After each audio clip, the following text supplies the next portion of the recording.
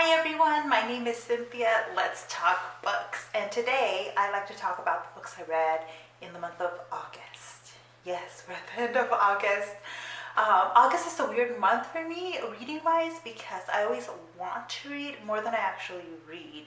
And I can usually get quite a bit of reading done at the beginning of the month, but halfway through the month, the fall semester begins. I am a professor, so actually it probably begins early August, which is when I have to, have my syllabi done, websites done, all that fun stuff. So it does limit my reading a little bit. So the first book that I finished in August was Love Bites by Lynsay. I read this one in ebook and I really enjoyed the first one.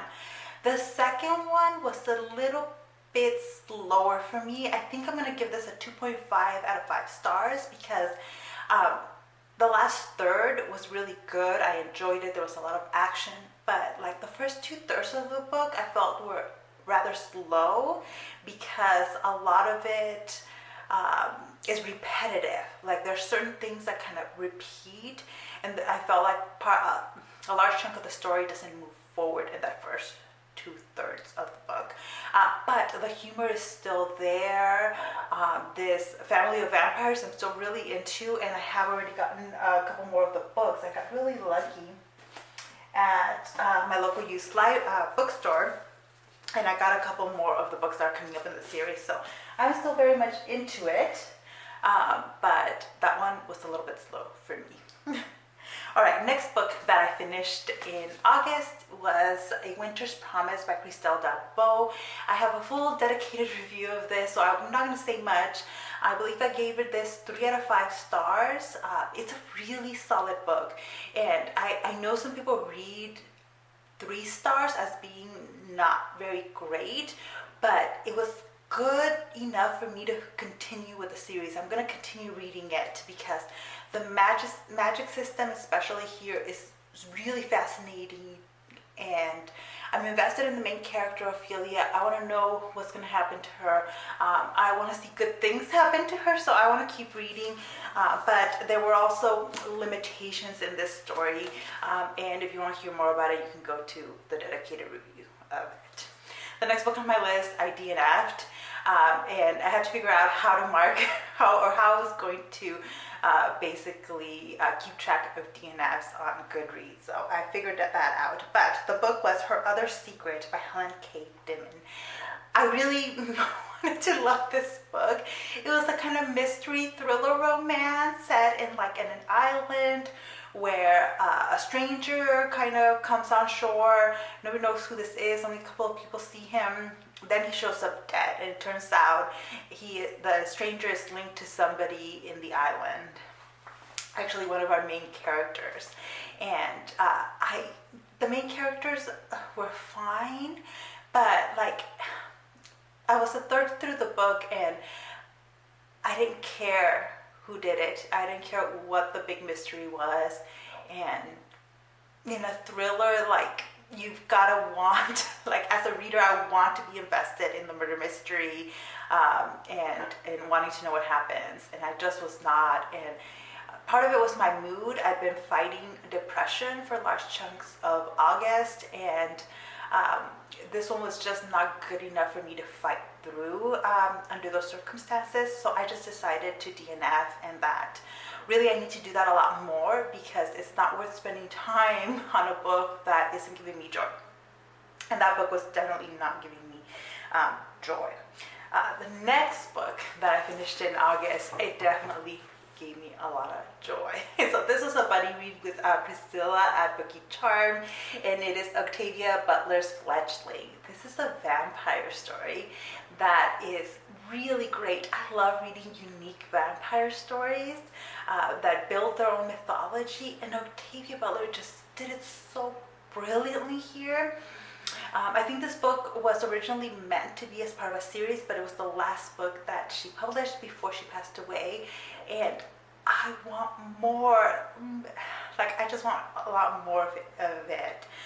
The very beginning of the story is a total, begins like a horror story, right? Like with the hunger. The rest of it, though, is much more than just a vampire story, although the vampire elements are interwoven really beautifully. It's really a story about family, about belonging, because the premise, I should tell you, the premise is this young vampire wakes up in the middle of nowhere. She has no memory of who she is, other than like she craves blood and certain things she just has like an instinct for. It turns out she has lost her entire family to a fire that was intentionally set. So part of the mystery in this book is figuring out what happened to her family, who was targeting her and her family and the people she's getting close to. And in the meantime, there's the lore here, the vampire lore. It's so incredible. The way the vampire society operates, male and female vampires kind of separate from each other for large chunks of time. They come together to procreate, but largely they're forming families with humans. And the vampire bite allows humans to live longer than they normally would. It does not make them immortal, but they live longer. And in the process, then you have these like vampire human families that really sounded really beautiful. Our main character is kind of a result of kind of some genetic engineering by a vampire group. So as a result, her skin's darker.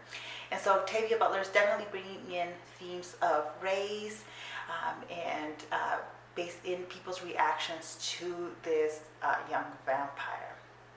There is one part that was a little bit icky at the beginning because the vampire looks like a preteen, but it's much, much older. In kind of vampire life, she's still young, but she's not a child, but she has the body of a child. And so that makes kind of her, the sexualized and sexual experiences of this vampire a bit uncomfortable, a bit icky at first when you don't know that she's an adult. From that point on, from the point at which Butler kind of gives us more information on who this vampire is, I was more okay with it, and I could see what Butler was doing and all that, and it worked for me. But I know Priscilla had a few more. It was more of a continuous issue, I think, for her, because, I mean, developmentally, physically, developmentally, this vampire still has the body of what is essentially a preteen, even though she is not. So yeah, but really great vampire story. If you're looking for a unique vampire story, this is a really, really good one. So I'm giving it 5 out of 5 stars. It made me so happy every time I read this, and if I had not been buddy reading it, I would have finished it in one sitting. So I actually appreciate so much that I was buddy reading it, because it made me kind of take it in like small bits and appreciate the story much more and the subtleties of what Butler was doing here. Anyways, highly recommend. And before this video turns into just a dedicated gush about Fledgling, I'll move on to the next book that I read, and that was Magic Bites by Ilona Andrews. This is the first in the Kate Daniel series, and Ilona Andrews is a husband-wife writing team. This was not a great book. What did I give it? I think I'm giving it 3 out of 5 stars. So it was solid, but there were lots of parts that were like, there was a lot of explanation, and the explanation wasn't, it could have been better written out, and as a result, there's chunks of this book that drag. I was warned though. I was warned that that's what would happen with this first book, and to not give up on this series. In fact, the minute I purchased and grabbed this book at the Red Bodice, another patron at the store had told me, you need to grab the second one because the first one's not the best, but you're going to want to read the second one. So I did, and that was the next book I finished in August, was Magic Burns by Ilona Andrews. This was everything I was looking in an urban fantasy romance story, like sexy tension, mystery that is interesting enough, but Really what's driving a lot of the story here is the characters and the world.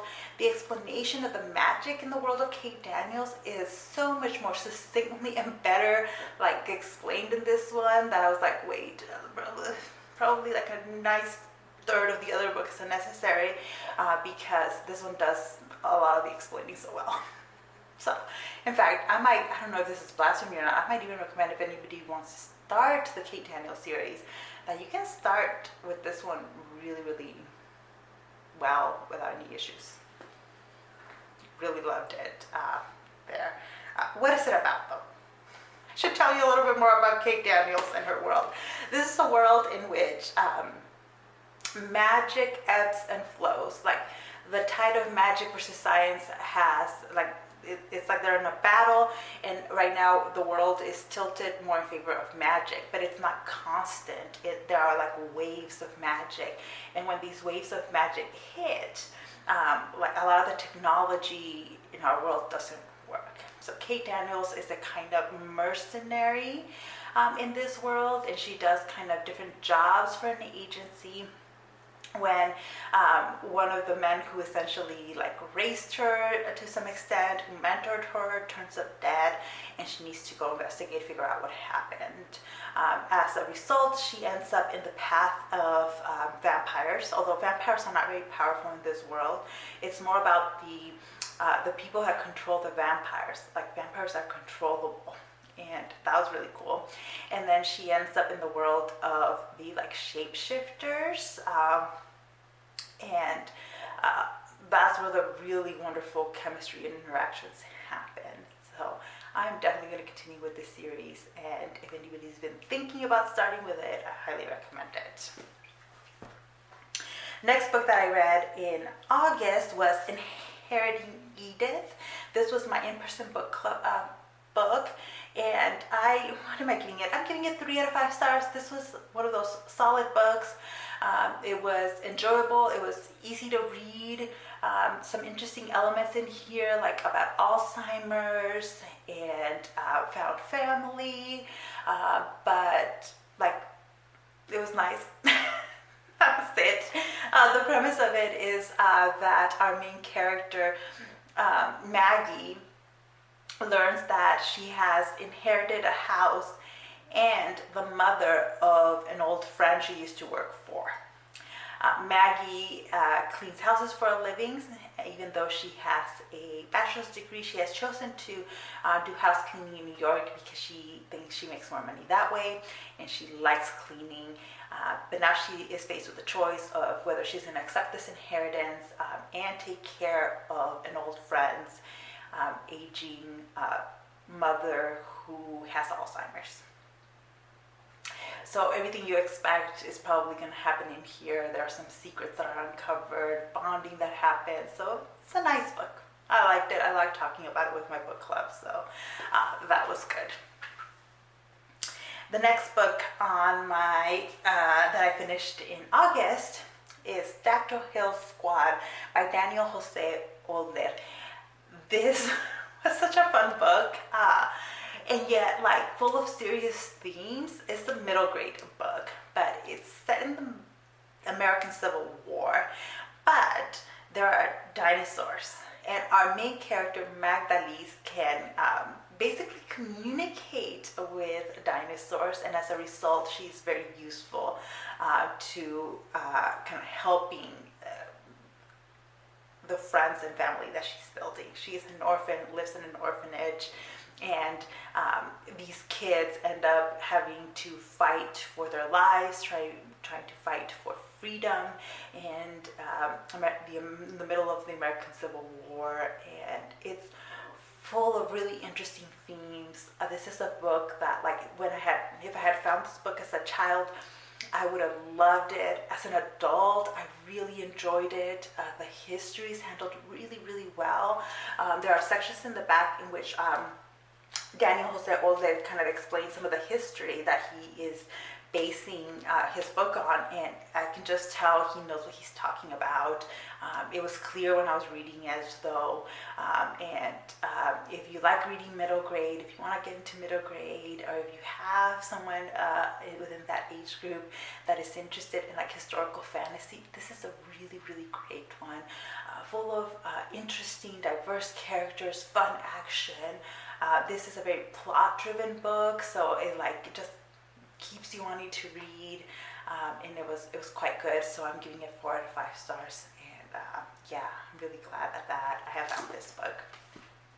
The next book that I finished in August, I finished just a few days ago, The Farm by Joan Ramos, and this is an interesting book. I was looking for an audiobook. Once I start teaching, I like listening to audiobooks on my commute because I have a long commute.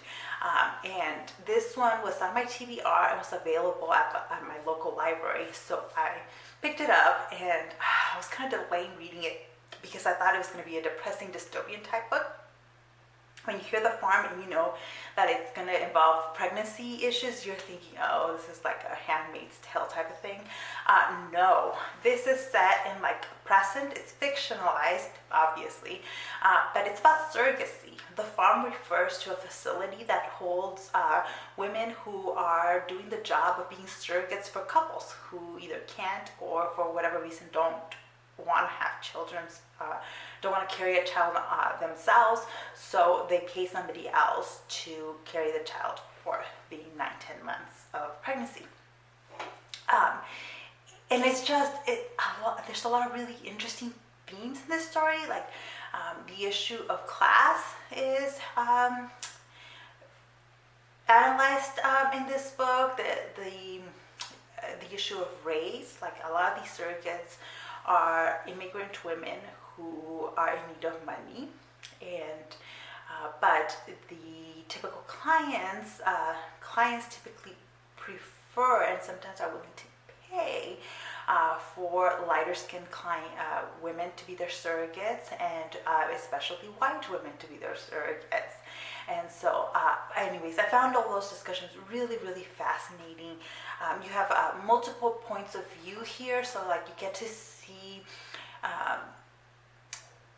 different characters with different backgrounds go through this similar experience, and the way each of them approaches it is so different, and yet their experience completely makes sense, as like, of course, given who these people are, what their motivations are, what their background is, they're going to have a different way of experiencing a very similar thing. So I really, really enjoyed it. I'm giving it 5 out of 5 stars because honestly, like after I finished this book, I kept thinking about it. I kept thinking about, this is a really common issue today, surrogacy, and it is something we should interrogate and question and as we go through it. And this book just did it so well for me in a really unexpected way, because I was expecting to not enjoy the book, and I thoroughly enjoyed reading it, so much so that I would leave the audiobook on after my commute was done, and then I was at home kind of doing some light chores, and I was still listening to it, still wanting to know what happened. And to me, that's a sign of a really good audiobook. So that includes the narrator, who did a fantastic job with this book.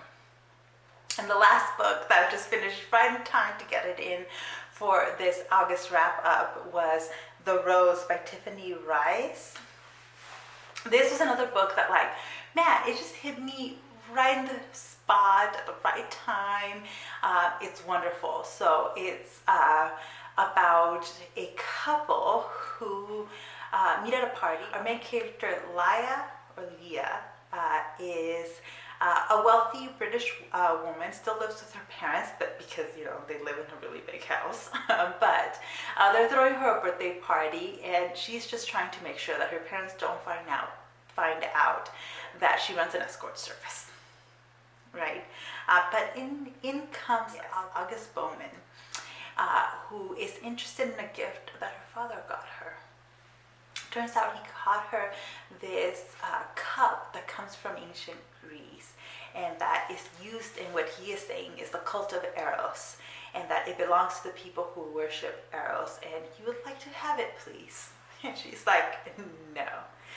And then he has to explain that this cup has some magic in it, and that it is unsafe for a mere mortal to be using it, because if you drink out of this cup, you can live out your fantasy, especially your sexual fantasies. And he guides her through the process of drinking this. And so if you're into Greek mythology, this book is going to bring in a lot of that into what is an erotic romance story really well. And I have to say, like, I was enjoying the book. Like, I was like, okay, very nice. And then they hit me with the story that, like, just made me love this book. And that was Achilles and Briseis. I love analyzing, and I love reading different versions of that story, and this one brought it in so beautifully. I really enjoyed it. If you're at all interested, I think you need to pick it up. There was the wait for it at my library, so worth the wait. And yeah, like, honestly, like, it made me happy. When a book can make you happy, that is like the ultimate goal. That's the goal of reading.